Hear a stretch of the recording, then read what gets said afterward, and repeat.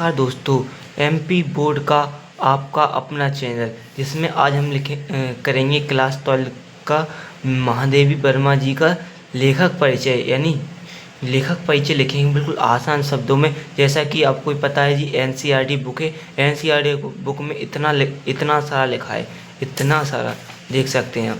ठीक है, इतना सारा लिखा है, लेकिन हम आपको सरल भाषा में लिखेंगे।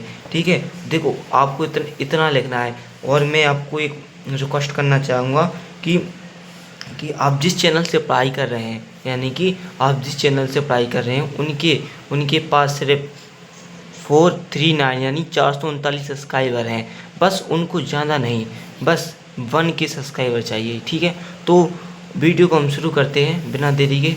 तो हम इनका महादेवी वर्मा जी का लेखक परिचय लिखेंगे आसान शब्दों में। देखो उनका जन्म मृत्यु भी हम लिख सकते हैं, जैसे कि जिससे कॉपी चेक करने वालों को रोचक लगेगी, बच्चे को आता है। ठीक है, तो एनसीईआरटी बुक में तो बड़ा है, तो हमने शॉर्ट फॉर्म में लिखा है जिसमें ये 3 मार्क्स का आता है, तो आपको 3 मार्क्स पूरे में से पूरे मिले। ठीक है, तो हम इतना लिखेंगे। महादेवी वर्मा का जन्म 26 मार्च 1907 को हुआ था। ठीक है, और मृत्यु 11 सितंबर 1987।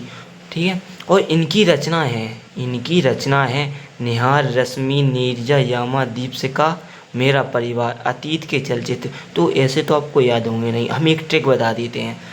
आपको दो रचनाएं तो लिखनी होती हैं। जैसे कि हम इनका ट्रिक बताते हैं कि यामा ने दीपशिखा से कहा कि मेरा परिवार है। तो 3 रचनाएं हो गई याद। यामा ने दीपशिखा से कहा मेरा परिवार। ठीक है, शॉर्ट फॉर्म अच्छा है, यानी कि यामा ने दीपशिखा से कहा मेरा परिवार। तो रचनाएं तो याद हो जाएंगी। ठीक है, याद हो जाएंगी। ठीक है, अब भाषा शैली लिखेंगे, यानी क्योंकि लेखक परिचय में भाषा शैली आती है। ठीक है, तो भाषा शैली में लिखेंगे हम। तो भाषा शैली में आप एक याद कर सकते हैं और वही संपूर्ण लेखक परिचय में हो जाएंगी। जैसे कि भाषा शैली में हम देखते हैं, थोड़ा हम जूम कर लेते हैं जैसे आपको साफ दिखेगा। ठीक है, भाषा शैली देखो, महादेवी वर्मा जी की भाषा अत्यंत उत्कृष्ट, समर्थ तथा सशक्त है। आप ऐसा भी लिख सकते हैं कि महादेवी वर्मा जी की भाषा अत्यंत सहज व सरल है। ठीक है, और देखो भाषा शैली में हमने ये तो लिखा है कि महादेवी वर्मा जी की भाषा अत्यंत उत्कृष्ट, समर्थ तथा सशक्त है।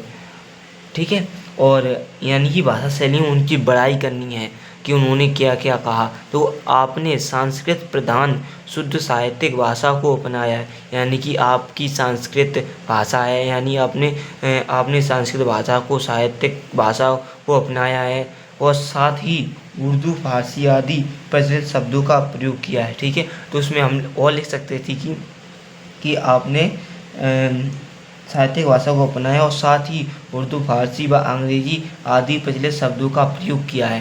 ठीक है, यह भी लिख सकते थे। आपकी भाषा में मुहावरों का भी प्रयोग मिलता है, यह भी लिख सकते हैं। महादेवी वर्मा जी के काव्य में सूत्रात्मक शैली व चित्रात्मक शैली, अलंकरण शैली, भावात्मक शैली, विचारात्मक शैली आदि दर्शन देखने को मिलता है। तो ऐसा भी लिख सकते हैं। ठीक है, भाषा शैली में हम उनकी कैसी शैली रही होगी, यानी कि शैली मतलब उनका चित्र कैसा रहा होगा, उनका व्यवहार कैसा रहा होगा। ठीक है, तो जैसा कि इसमें बताया है कि महादेवी वर्मा जी की काव्य में सूत्रात्मक यानी कि सूत्रों से बंधी शैली, और चित्रात्मक यानी कि उन्होंने अपनी कविताओं में ऐसी कविता लिखी कि उनका चित्र हमारे सामने आ जाए, जैसे कि भक्तिन पाठ में आपने देख ली होगी। ठीक है, और अलंकरण शैली यानी उन्होंने अलंकारों का भी प्रयोग किया है, और भावात्मक यानी भाव व्यक्त किए, और विचार भी उन्होंने व्यक्त किए आदि दर्शन देखने को मिलता है। तो भाषा शैली आपको समझ में आ गई होगी।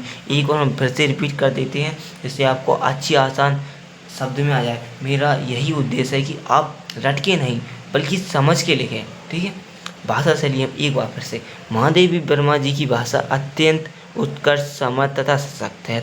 आपने संस्कृत प्रधान शुद्ध साहित्यिक भाषा को अपनाया है, साथ ही उर्दू, फारसी आदि प्रचलित शब्दों का भी प्रयोग किया है। आपकी भाषा में मुहावरों का भी प्रयोग मिलता है। महादेवी वर्मा जी के काव्य में सूत्रात्मक शैली, चित्रात्मक शैली, अलंकरण शैली, भावात्मक शैली और विचारात्मक शैली आदि दर्शन देखने को मिलता है। ठीक है, आप लिखेंगे हम साहित्य में स्थान। ठीक है, साहित्य में स्थान महादेवी वर्मा जी।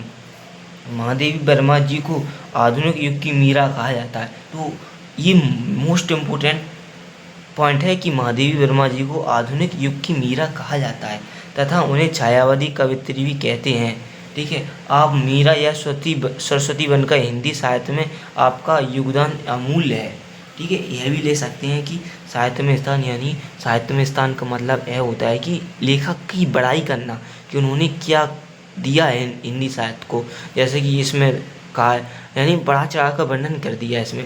महादेवी वर्मा जी को आधुनिक युग की मीरा कहा जाता है तथा उनकी छायावादी कवित्री भी हैं।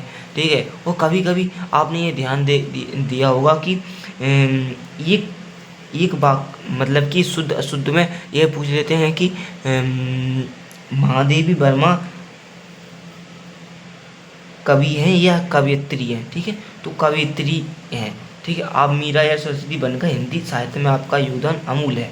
ठीक है, आपको आशा करते हैं कि आपको ये वीडियो के माध्यम से आपको लेखक परिचय यानी महादेवी वर्मा जी का लेखक परिचय, जीवन परिचय आपको समझ में आ गया होगा। ठीक है, हम एक बार फिर से हम ट्रिक बताते हैं रचनाएं की कि आपको वीडियो देखते देखते याद हो जाए। जैसे यामा ने दीपशिखा से कहा मेरा परिवार, और आप यह भी लिख सकते हैं कि नेहा, रसीम, नीरज और यामा और दीपशिखा मेरा परिवार।